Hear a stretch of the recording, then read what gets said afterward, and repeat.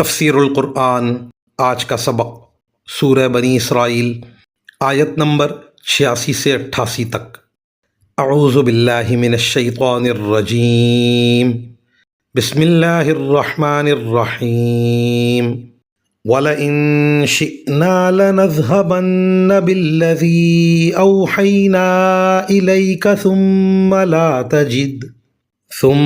لَا تَجِدُ لَكَ بِهِ عَلَيْنَا وَكِيلًا إِلَّا رَحْمَةً مِّن رَّبِّكَ إِنَّ فَضْلَهُ كَانَ عَلَيْكَ كَبِيرًا۔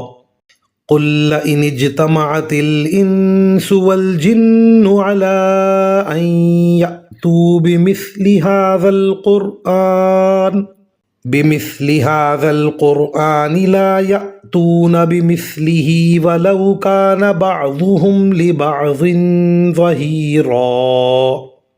ترجمہ: اور اگر ہم چاہیں تو جو کچھ وحی ہم نے تمہارے پاس بھیجی ہے وہ ساری واپس لے جائیں، پھر تم اسے واپس لانے کے لیے ہمارے مقابلے میں کوئی مددگار بھی نہ پاؤ۔ لیکن یہ تو تمہارے رب کی طرف سے ایک رحمت ہے کہ وحی کا سلسلہ جاری ہے۔ حقیقت یہ ہے کہ تمہارے رب کی طرف سے تم پر جو فضل ہو رہا ہے وہ بڑا عظیم ہے۔ کہہ دو کہ اگر تمام انسان اور جنات اس کام پر اکٹھے بھی ہو جائیں کہ اس قرآن جیسا کلام بنا کر لے آئیں، تب بھی وہ اس جیسا نہیں لا سکیں گے، چاہے وہ ایک دوسرے کی کتنی مدد کر لیں۔